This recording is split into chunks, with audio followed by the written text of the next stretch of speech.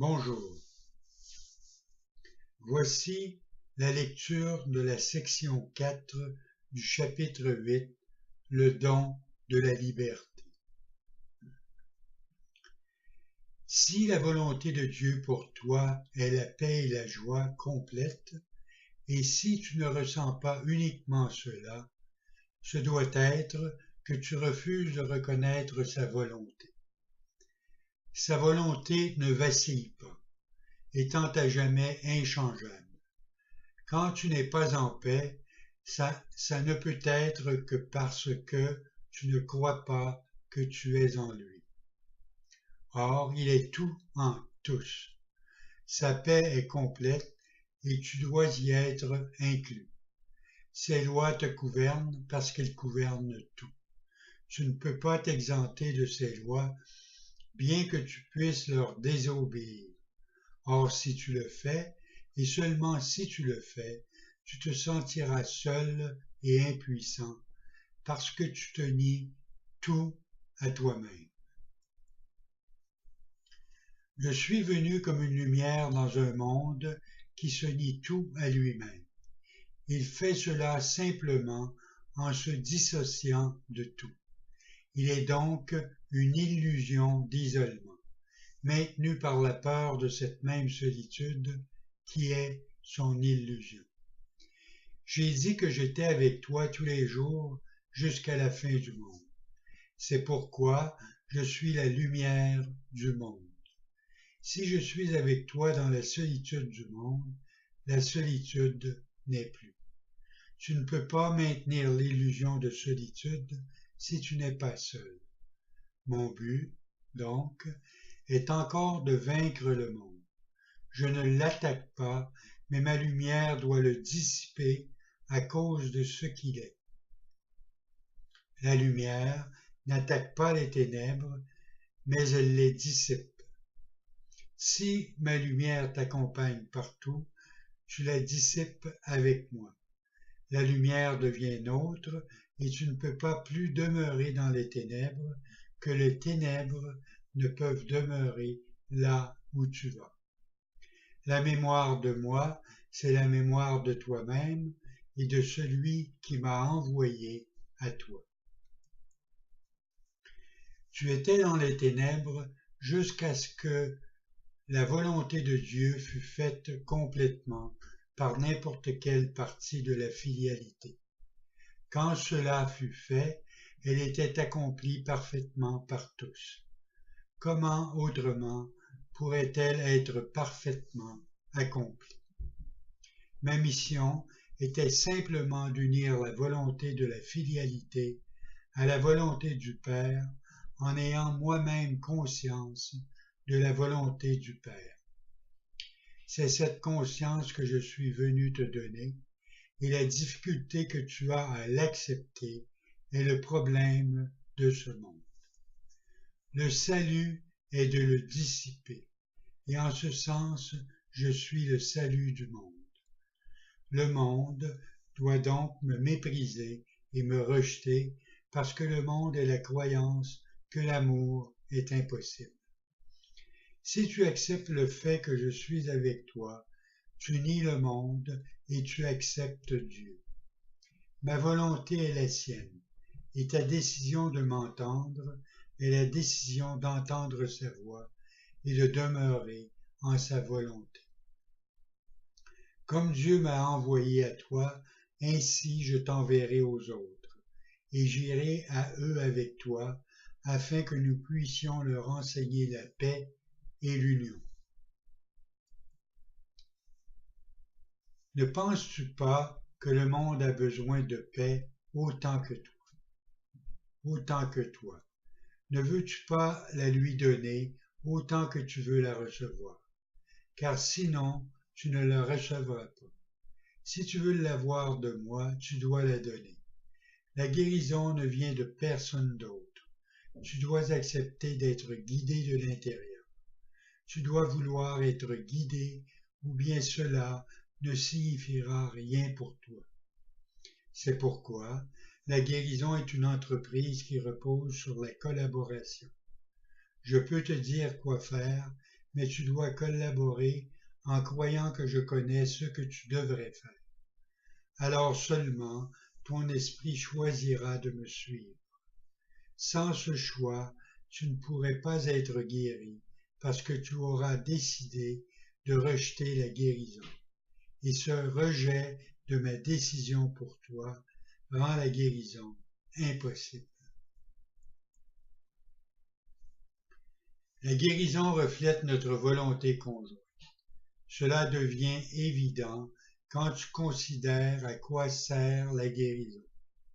La guérison est la façon dont la séparation est vaincue. La séparation est vaincue par l'union. Elle ne peut pas être vaincue en se séparant.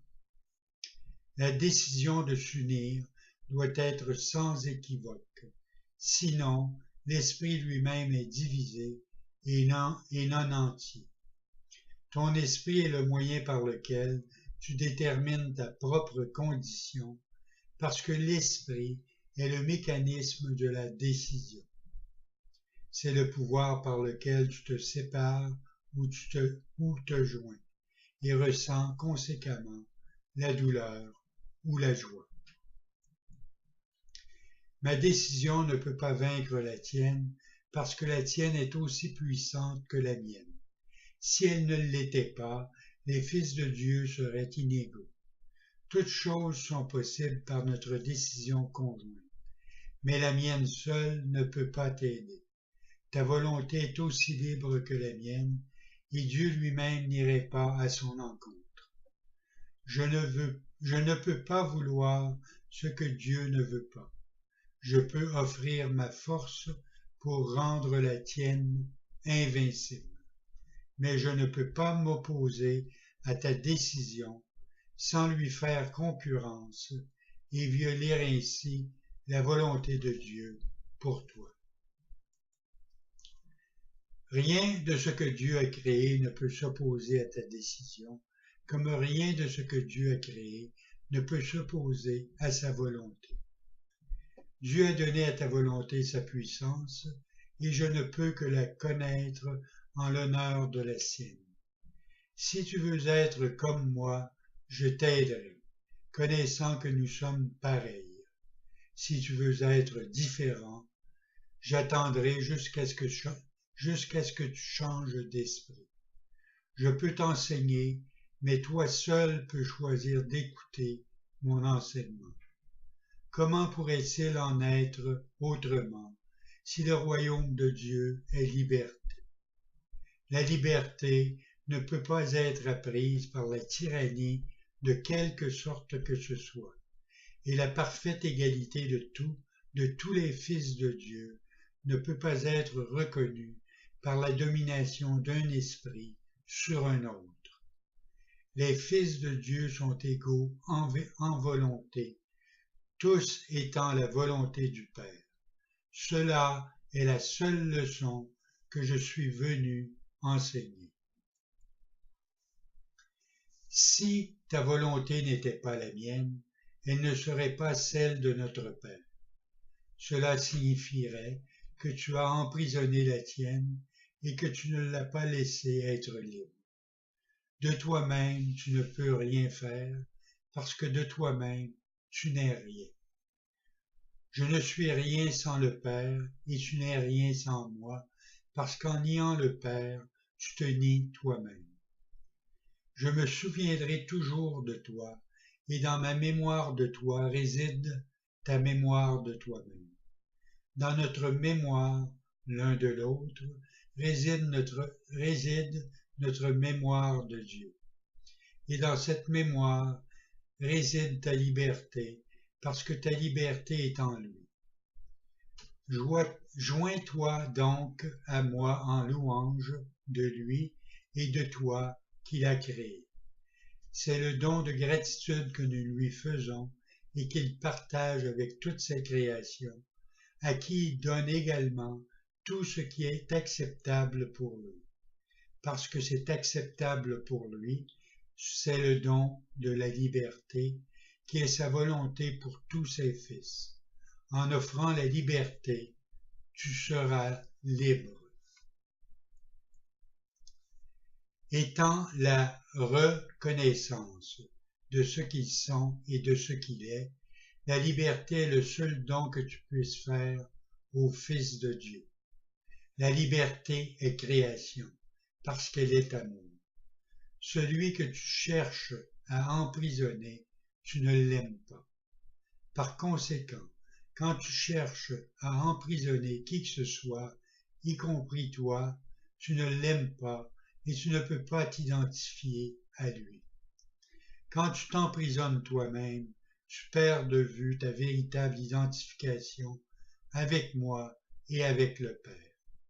Ton identification est avec le Père et avec le Fils. Ce ne peut pas être avec l'un sans l'autre. Si tu fais partie de l'un, tu dois faire partie de l'autre, parce qu'ils sont un.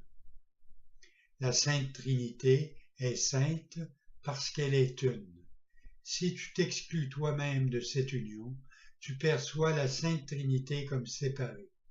Tu dois y être inclus parce qu'elle est tout.